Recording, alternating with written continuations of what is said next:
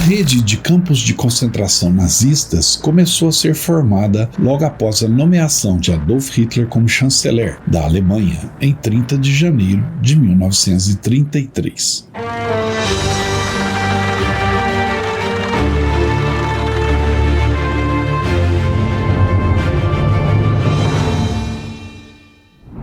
Desde então, houve uma proliferação de campos, primeiro de forma provisória, organizados pelas SA, e em seguida sob controle centralizado das SS. Os primeiros campos de concentração foram instalados em Dachau, Oranienburg, Esterweigen e Lichtenberg, todos em território alemão. A partir de 1934, os campos menores foram fechados e desativados, e o regime deu início a uma organização mais centralizada dos campos. Foram então construídos campos como Buchenwald, Flossenburg, Mauthausen e outros. Com a expansão do território alemão, através da conquista política ou militar, a rede de campos foi sendo estendida e campos maiores surgindo, pois os prisioneiros e povos capturados aumentavam. Veio então a inauguração de Auschwitz em 14 de junho de 1940. E com a invasão da União Soviética, os nazistas criaram diversos subcampos para forçar prisioneiros de guerra ao trabalho. Muitos desses prisioneiros passaram pelos principais campos de prisioneiros e depois transferidos para campos de concentração. E em 1941 surgiram os primeiros campos de extermínio.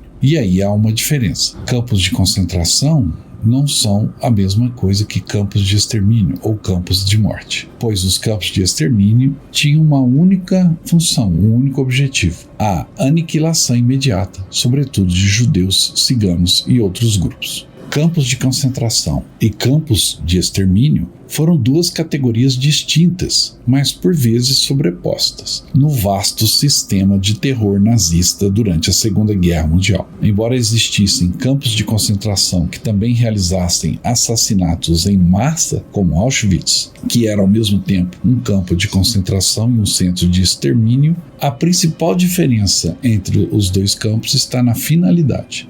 Os campos de concentração tinham uma função predominante de trabalho forçado ou reeducação pela brutalidade e repressão de toda forma de oposição ao regime. Os primeiros presos nos campos de concentração foram opositores do sistema nazista, principalmente integrantes do Partido Comunista e Socialista Alemão, além de pessoas consideradas inferiores, como ciganos, judeus, homossexuais e outras categorias desenvolvidas pelos nazistas. Nestes campos de concentração, as condições de vida eram terríveis, com fome, doenças e violência extrema, mas nem sempre a execução imediata era o propósito principal, embora a morte fosse frequente. Já os campos de extermínio surgiram a partir do final de 41 e 1942, durante a implementação da chamada Solução Final, a política nazista de aniquilação total dos judeus europeus. O objetivo principal destes campos de extermínio era o assassinato sistemático e imediato de judeus, ciganos, prisioneiros de guerra soviéticos e outras minorias e grupos perseguidos. O método de execução geralmente era o uso da câmara de gás, com o Zyklon B, ou caminhões de gás, com monóxido de carbono, além do fuzilamento em massa. As vítimas desses campos eram enviadas diretamente para as câmaras de gás, pouco depois de chegarem, com pouca ou nenhuma triagem para o trabalho forçado. Em alguns campos, um grupo reduzido de prisioneiros, chamados de Sonderkommando,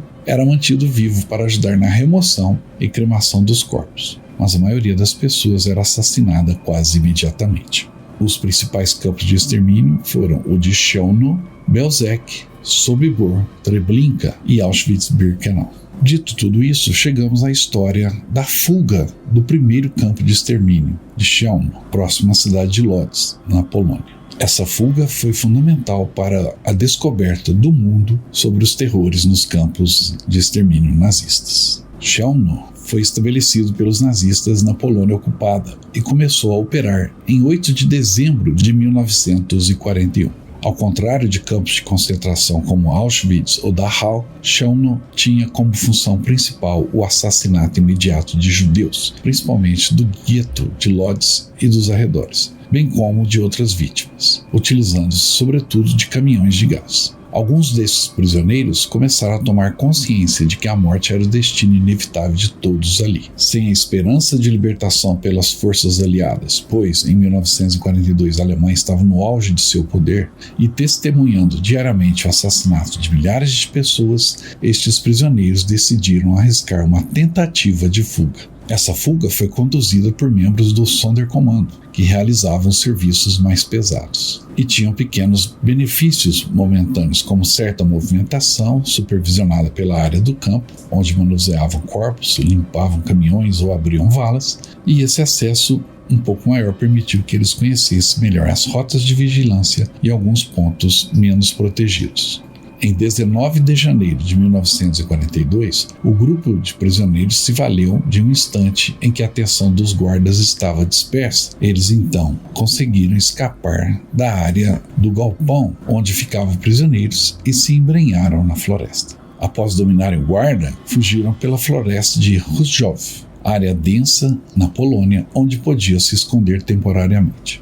Entre os fugitivos que ficaram mais conhecidos na história está Mordecai Podschernik, um dos nomes mais conhecidos que conseguiu escapar de Chelmno no período. Ele sobreviveu à guerra e posteriormente deu testemunho sobre o que presenciou no campo. Outro fugitivo foi Yakov Grozhanovsky, que relatou o que viu em Chelmno, no chamado relatório Grozhanovsky. Infelizmente, ele foi capturado novamente e morto mais adiante, mas seu relatório chegou a ativistas da resistência que divulgaram essas informações, e foi aí que o mundo começou a tomar conhecimento do terror nazista nos campos. Assim que a fuga foi percebida, uma perseguição foi organizada na região. Alguns dos fugitivos foram recapturados e executados.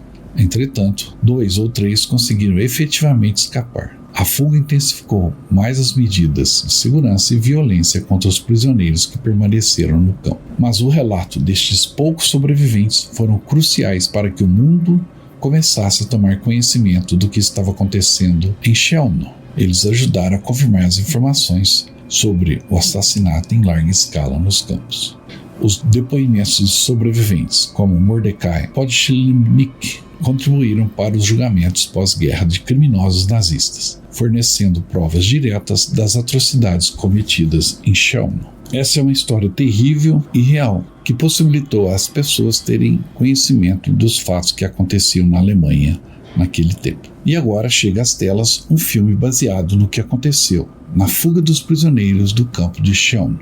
A história se passa na tarde de janeiro de 1942, primeiro campo de extermínio nazista, construído secretamente na Polônia, e aborda a história de um grupo de prisioneiros judeus poloneses que tentam o impensável. Mantidos em cativeiro como coveiros, forçados a enterrar os corpos de homens, mulheres e crianças assassinados em caminhões de gás, eles decidem empreender uma fuga ousada. Mesmo depois de terem perdido suas famílias, enterrando-as com as próprias mãos, eles estão determinados a fugir, não por si mesmos, mas para alertar o mundo sobre o que estava acontecendo. Usando um pedaço de vidro roubado, os prisioneiros Solomon Wiener e Podschernik fogem de um caminhão de transporte e se escondem na floresta. Fugindo de tiros e sendo perseguidos pelos nazistas, os dois enfrentam muitas dificuldades, soldados alemães e a polícia polonesa, antes de se tornarem os primeiros homens a escapar de um campo de extermínio nazista, criando o primeiro relato de testemunha ocular do Holocausto no mundo. Ambientado em tempo real e baseado também numa história verídica e angustiante, nunca antes contada, esse filme, com o título em inglês de The World Will Tremble, ou seja, O Mundo Irá Tremer, é um triunfo emocionante do espírito humano, demonstrando que, mesmo sob as mais terríveis condições, a necessidade de sobrevivência é maior. É um filme poderoso e ao mesmo tempo envolvente e difícil de assistir, baseado nos relatos reais desses dois prisioneiros. O Mundo Tremerá é um filme que não está aqui para confortar, não oferece alívio. Ele te prende no desespero cru e implacável de seus personagens, e é justamente esse o ponto. É um filme imersivo. Você suporta o inimaginável, assim como seus personagens, ao assistir esta projeção. É um filme emocionalmente exaustivo. A pressão constante sobre os personagens e sobre o espectador é como se fosse um soco na alma, nos chacoalha e nos assombra. O Mundo Tremerá é um nome muito apropriado para este filme. Assim como este, existem centenas de filmes sobre o Holocausto. Este pode ser apenas mais um para o espectador que de repente passa por ele, mas é real, corajoso e brutal. Não espere se sentir bem depois da sessão. Eu mesmo fiquei sentado e sem palavras após o filme terminar, e ficou na minha cabeça por vários dias. É um relato sombrio e implacável, sem enrolação, de alguns dos atos mais cruéis da história da humanidade. É um filme sem adornos, mas totalmente envolvente, aterrorizante e muito necessário, lançando luz sobre a história real e inexplorada do campo de concentração de Chelmsford.